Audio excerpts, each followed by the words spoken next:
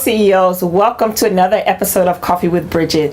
Now today is extra special, and it's extra special because I have a brand new guest here today who is very new to the Bridgett Battles family, and I'm so happy to share her with all of you today.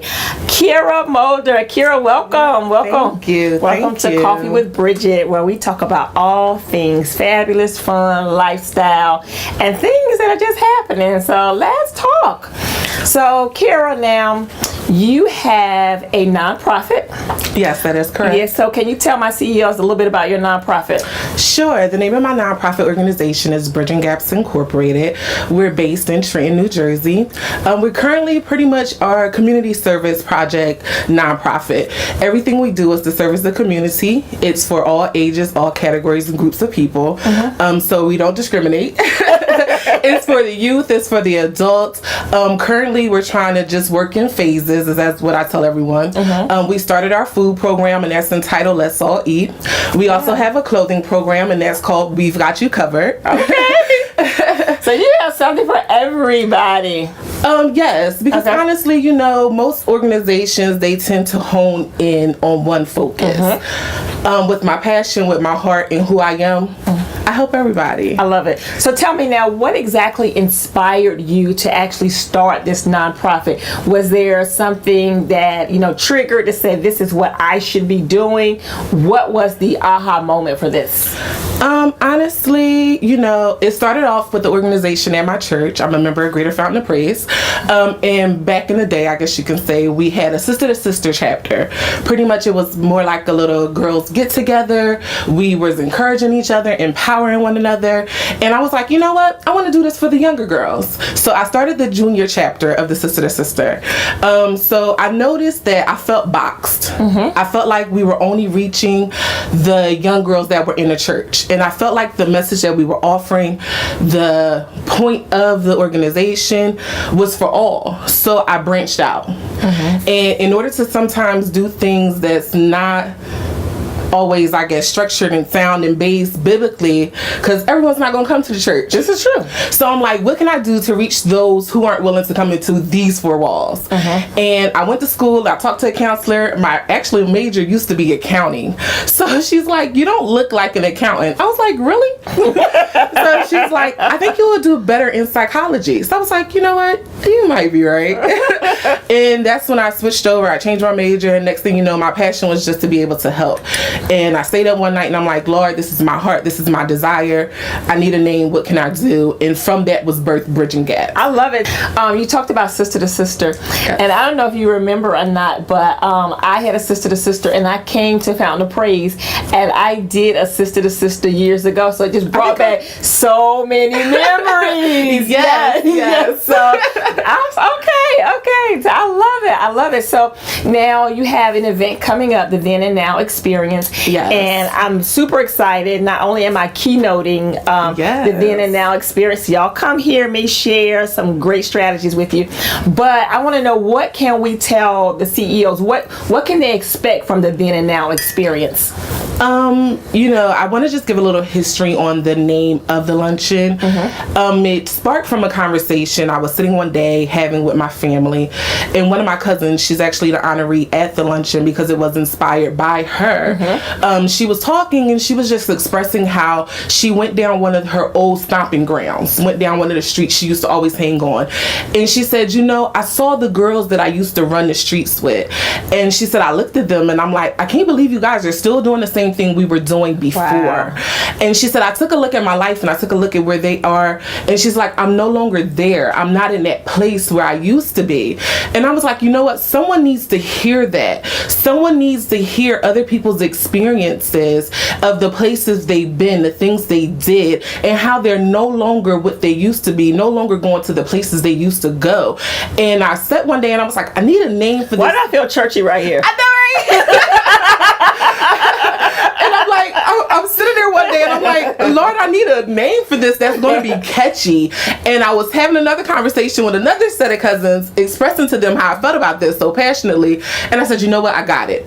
I said, the then and now experience. I said, because we're going to talk about where we were then and everything that transpired to get us to our now. And if you ever take note, regardless of what we go through, light or small, it's an experience, and it shapes us and it changes us. So the then and now experience is a gathering of women, all different types, cultures, backgrounds, but we're coming for the experience to express our then and now.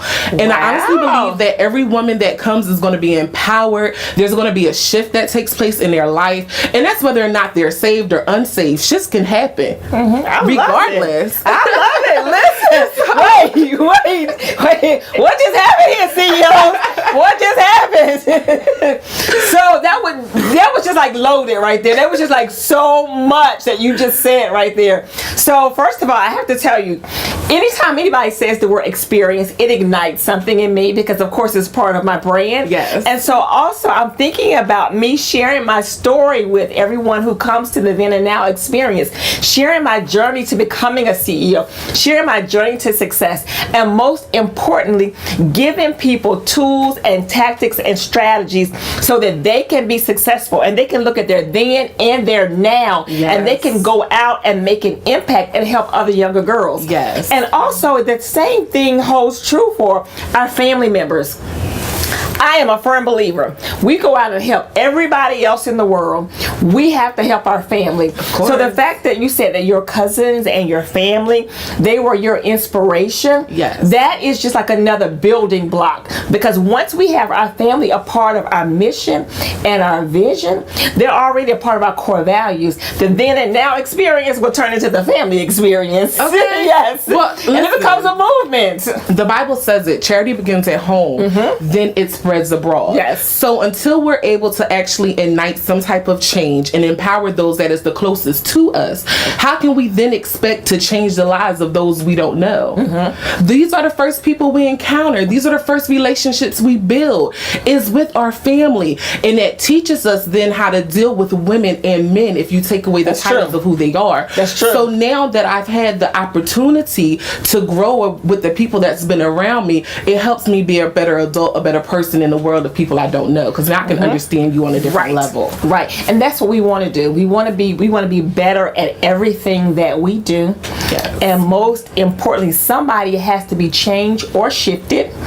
And at the same token, while we're going through this movement of the then and now experience, we want to set people up. Yes. We want to set you up for your experience. Yes. So now tell everybody where the then and now experience takes place. Okay, so just a little history about that as well. I didn't want to do it at a church. Okay. Because I didn't want people to feel like this was another church event. Listen, I wish y'all could see the passion and feel the passion that's coming through Kira right now, because I just see the passion all over her. It's just coming through. Okay, so tell everybody where it is. I'm looking for a place, and it ends up at a church. So it's going to be at St. Paul Episcopal Church in Levittown. It's actually in their church hall. It's a beautiful edifice, and it's in, again, Levittown, Pennsylvania, St. Paul Episcopal Church. And pretty much I did it in a not common location.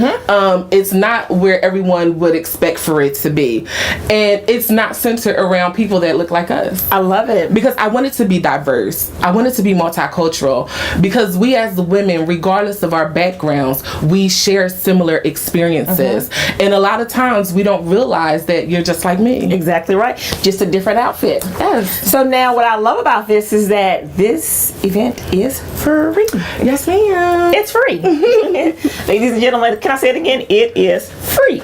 No excuses. Yes. So now, Kira, can you tell my CEOs how they can connect with you on your social media outlets? Sure. If you're looking for me on Facebook, you can find me under Bueller Kira.